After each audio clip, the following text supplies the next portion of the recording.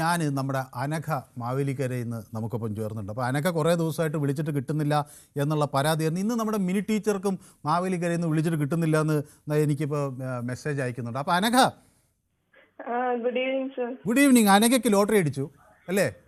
എന്റെ അച്ഛനും അടിച്ചു 5000 രൂപ. അപ്പോൾ രണ്ട് ഭാഗ്യവാന്മാരാണ്. 5000 രൂപ അച്ഛനടിച്ചു, മോക്ക് 2000 അടിച്ചു അല്ലേ? അതെ അതെ. അപ്പോൾ ഇത് ഭാഗ്യം നിങ്ങളെ മാടി മാടി വിളിക്കുകയാണ്. നമുക്ക് ഭാഗ്യം. ഓക്കെ. എന്നിട്ട് ആളുകൾക്കൊക്കെ മുട്ടായൊക്കെ കൊടുത്തോ, അതോ രണ്ടുപേരും കൂടെ 7000 രൂപ അവരവരുടെ അക്കൗണ്ടിൽ മാറ്റി വെക്കുകയാണോ ചെയ്തോ, അതോ പരിസരവാസികൾക്കൊക്കെ ഒരു ട്രീറ്റ് ഒക്കെ നടത്തിയോ? ഇല്ല, ഞാൻ പൈസ അമ്മയ്ക്ക് കൊടുത്തു. എനിക്ക് അങ്ങനെ അത്ര ചെലവൊന്നും ഇല്ല. അതൊരു തന്ത്രമാണ്. ഈ അമ്മയ്ക്ക് കൊടുക്കാന്ന് വെച്ചാൽ അത് കുറച്ച് കഴിയുമ്പോൾ നമുക്ക് തന്നെ വാങ്ങിക്കാമല്ലോ, അങ്ങനെയല്ലേ? അത് ശരിയാ, അത് വായിക്കാം. പണ്ട് തൊട്ടേ നമുക്ക് ഈ വിഷുവിന് കൈനീട്ടൊക്കെ കിട്ടുമ്പോഴേ നമ്മൾ അമ്മയുടെ കൈ കൊണ്ട് കൊടുക്കും. എന്നിട്ട് നമ്മൾ എന്തെങ്കിലും പടക്കിടുമ്പോ എന്റെ കാശിങ്ങതാ, എന്റെ കാശിങ്ങതാ. അപ്പോ എല്ലാ ഇടക്കിടക്ക് 2000 വാങ്ങിക്കാം അല്ലേ? അപ്പൊ നമുക്ക് ഡിമാൻഡ് എന്റെ കാശിങ്ങതാ. അപ്പൊ ചിലപ്പോ ആ കാശൊക്കെ ഞാൻ എടുത്ത് പാലിന് അങ്ങനെ കൊടുത്തു കഴിഞ്ഞാൽ അമ്മ അയ്യോ എന്റെ പെണ്ണ് വരുന്നുണ്ട്, ഞാൻ എവിടെ നിന്ന് എടുത്ത് കാശ് കൊടുക്കും. അപ്പൊ അനഘയുടെ അമ്മ വർക്ക് ചെയ്യുന്നുണ്ടോ അതോ റിട്ടയർഡ് ആണോ, എന്താണ്? ഹൗസ് വൈഫ് ആണോ? ആക്ച്വലി ഈ മിനി ടീച്ചർ എന്റെ അമ്മയാണ്. അമ്മ അവിടെ കാണുന്നുണ്ടോ? അപ്പൊ അമ്മയ്ക്ക് എന്റെ ആശംസകളൊക്കെ അറിയിക്കണം. ഞങ്ങൾ രണ്ടും രണ്ട് ഐഡന്റിറ്റി ആയതുകൊണ്ടും രണ്ടുപേരും രണ്ട് ആശയങ്ങളുള്ള ആൾക്കാരായതുകൊണ്ടും രണ്ടുപേരും രണ്ട് ധ്രുവങ്ങളിലാണ്. അപ്പൊ എന്നും പോരാണോ? പോരല്ല. കാരണം രണ്ടുപേരും രണ്ട് ജനറേഷനിൽ പെട്ടാണേലും അമ്മയ്ക്ക് അമ്മ കുറച്ചും കൂടെ സോഷ്യലാണ്. അപ്പൊ നമുക്കും ഞാനും എന്റേതായ രീതിയിൽ നിൽക്കുന്നു. ഓഹോ. അപ്പൊ അമ്മയ്ക്ക് പക്ഷെ നിങ്ങൾക്ക് രണ്ടുപേർക്കും ലോട്ടറി അടിച്ചു എന്ന് അറിഞ്ഞപ്പോ ഒരു സന്തോഷം ഉണ്ടായി കാണും. പൈസ കൊടുത്തപ്പോ വാങ്ങി വെക്കുകയും ചെയ്തു.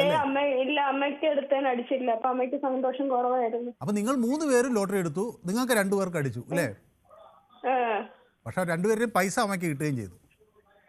കിട്ടി. അപ്പൊ അമ്മയ്ക്കാണ് ലോട്ടറി അടിച്ചത്. ഓക്കെ. ശരിക്കും പറഞ്ഞു അപ്പൊ നിങ്ങൾക്ക് ഓരോ ലോട്ടറി അടിച്ചു, അമ്മയ്ക്ക് ഈ 2 ലോട്ടറി അടിച്ചു.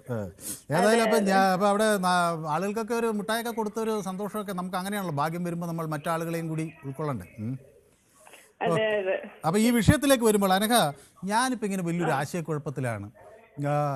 ഈ ആളുകൾ ഇപ്പോൾ ചിലർ പറയുന്നത് സദാചാരവാദം, മോറൽ പോലീസിങ്, സ്ത്രീകളെ തുണിയുടുപ്പിക്കാൻ നടക്കൽ എന്നൊക്കെ ഇതിനെ പറയുന്നു.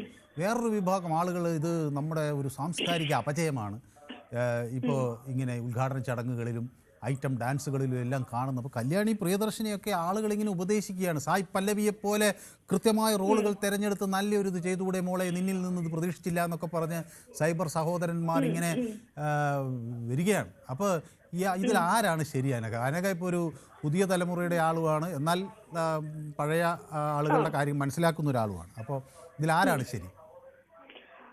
ഇതിലാരാ ശരിയെന്ന് ചോദിച്ചു കഴിഞ്ഞാൽ ഡ്രസ്സ് എന്ന് പറഞ്ഞ ഇപ്പം അവനവന് ഇഷ്ടപ്പെടുന്ന ഡ്രസ്സ് ധരിക്കണമെന്ന് പറയുന്നല്ലേ. അപ്പം ഈ ഒരു ഫിലിമില് ഒരു ഐറ്റം ഡാൻസ് വെക്കേണ്ടടുത്തോണ്ട് മോഹിനിയാട്ടം വെച്ചിട്ട് കാര്യമില്ല. ഒരു സിനിമയെ ഡിമാൻഡ് ചെയ്യുന്നതായിരിക്കണം. പിന്നെ ഈ ഡ്രസ്സിന്റെ കാര്യം എന്ന് വെച്ച് കഴിഞ്ഞാൽ നമുക്ക് അവനവന്റെ ഇഷ്ടം. ഇപ്പൊ ഒരാൾക്ക് സ്ലീവ്ലെസ് ഇടാൻ അയാൾക്ക് കംഫർട്ടബിൾ ആണെങ്കിൽ അയാൾ ഇടണം. മറ്റുള്ളവർ ചിന്തിക്കുന്ന എന്താണെന്ന് നോക്കേണ്ട ആവശ്യം അയാൾക്കില്ല. പിന്നെ ഒരാൾ സ്ലീവ്ലെസ് ഇടാൻ അയാൾക്ക് ഇപ്പൊ താല്പര്യം ഇല്ല, അയാൾ ഇടണ്ട. അതുപോലെ തന്നെ ഇപ്പം ഈ മോറൽ പോളിസിംഗ് എന്ന് പറഞ്ഞു കഴിഞ്ഞാൽ നമുക്കറിയാം ഇന്ത്യയിൽ ഏറ്റവും കൂടുതൽ റേപ്പും കാര്യങ്ങളൊക്കെ നടക്കുന്ന ഒരു സ്ഥലം ഈ ഡ്രസ്സ് വെച്ചിട്ടാണ് ഇത് നടക്കുന്നത് നമുക്ക് പറയാൻ പറ്റും. അങ്ങനെയാണ് ഈ പൊടി കുഞ്ഞുങ്ങളൊക്കെ എങ്ങനെ അതിനകത്ത് അതിന്റെ വിക്ടിം ആവും. ഓരോരുത്തരുടെ കാഴ്ചപ്പാടിന്റെ പ്രശ്നമാണ്. പിന്നെ ഈ ഡ്രസ്സിന്റെ കാര്യം, ഈ അവളുടെ രാവുകൾ പിന്നാരത്തുമ്പികളൊക്കെ ഇറങ്ങിയ സമയത്ത് ഒരു കാലഘട്ടവും കൂടെ ആണല്ലോ. ഈ വന്നൊക്കെ ഇറങ്ങിയ പല സിനിമകളാണ്. ആ കാലഘട്ടത്തിൽപ്പെട്ട ആൾക്കാരും സൂപ്പർ ഹിറ്റ്. അതിൽ പ്രത്യേകിച്ചൊന്നുമില്ല.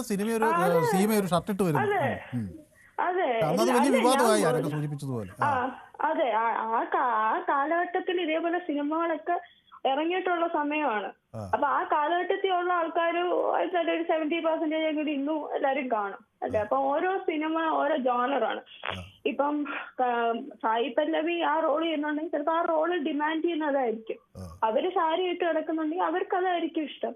എന്ന് എഴുതി സാരി ഉടുക്കാൻ ഇഷ്ടമില്ലാത്ത ഒരാള് സാരി ഉടുക്കണോ നമുക്ക് പറയാൻ പറ്റുമോ?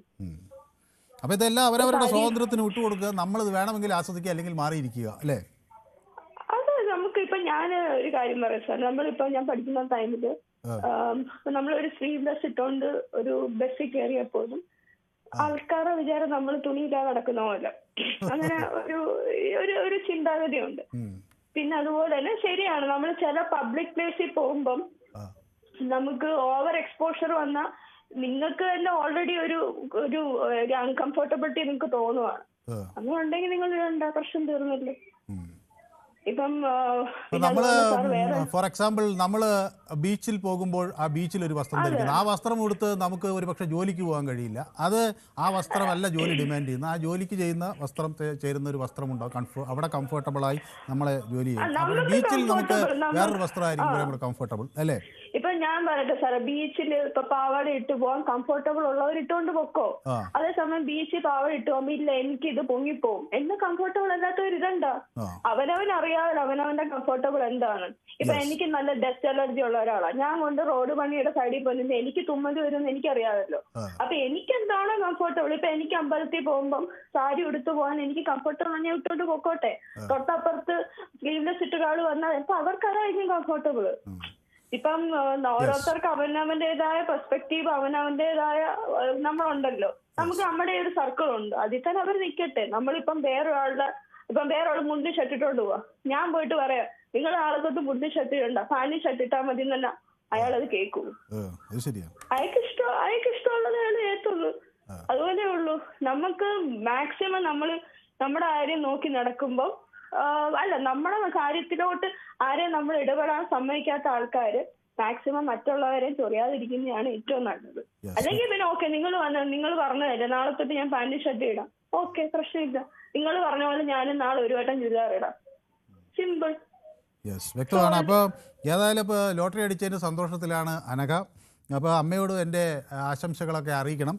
അപ്പോൾ പക്ഷെ വഴക്കൊക്കെ അമ്മമാരോടൊക്കെ കൂടുന്നതുകൊണ്ട് തെറ്റൊന്നുമില്ല. ഞാനും ഇടയ്ക്ക് എൻ്റെ അമ്മയോട് വഴക്കിടും. വഴക്കല്ല, നമ്മൾ ഈ ചെറിയ ചെറിയ പരിഭവങ്ങളുണ്ടല്ലോ, ചെറിയ നമ്മളൊരു ഇതുണ്ടല്ലോ, നോക്ക് ജോക്ക് എന്നൊക്കെ പറയുമല്ലോ, അത്രേ ഉള്ളൂ. അപ്പൊ കുഴപ്പമൊന്നുമില്ല, നമുക്കൊന്നുമില്ല, അങ്ങനെ വഴക്കൊന്നുമില്ല. ശരി. അപ്പോൾ ഏതായാലും സന്തോഷം. അമ്മയെ എൻ്റെ ആശംസകളൊക്കെ അറിയിക്കണം. അപ്പോൾ അച്ഛനെയും അറിയിക്കണം. 5000 രൂപ ലോട്ടറി അടിച്ച സാഹചര്യത്തിൽ അദ്ദേഹം ഒരു ഭാഗ്യവാനാണ്, അനഘയും ഭാഗ്യം. അപ്പോൾ ഭാഗ്യവാന്മാരൊക്കെയാണ് നമ്മുടെ പൊതുവേദി പ്രേക്ഷകർ എന്ന് പറയാതിരിക്കാൻ പറ്റില്ല. അപ്പോൾ വളരെ നന്ദി. അപ്പോൾ മൊയ്തീൻ കുട്ടി എന്നോടൊപ്പം ചേർന്നിട്ടുണ്ട്. അപ്പോൾ മിനി ടീച്ചർക്ക് വിളിച്ചിട്ട് കിട്ടുന്നില്ല എന്ന് പറയുന്നു. PCR ഒന്ന് നോക്കാമോ? മിനി ടീച്ചർ നമ്മുടെ വളരെ പ്രധാനപ്പെട്ട ഒരു പ്രേക്ഷകയാണ്. അവർ പല മാസങ്ങളായി വിളിച്ചിട്ട് കിട്ടുന്നില്ല എന്നുള്ള ഈ അഭിപ്രായം ഇങ്ങനെ പറയുകയാണ്. അപ്പോൾ ജയകുമാർ എന്നോടൊപ്പം ചേരുന്നു, ഇന്ദ്ര എന്നോടൊപ്പം ചേരുന്നു. എൻ്റെ അഭിപ്രായം തുണിയേ വേണ്ട, പ്രസവിക്കുമ്പോഴേ പരിശീലിപ്പിക്കണം, കുട്ടി ഉടുപ്പ് നിരോധിക്കണമെന്നാണ് പറയുന്നത്. ഓക്കെ.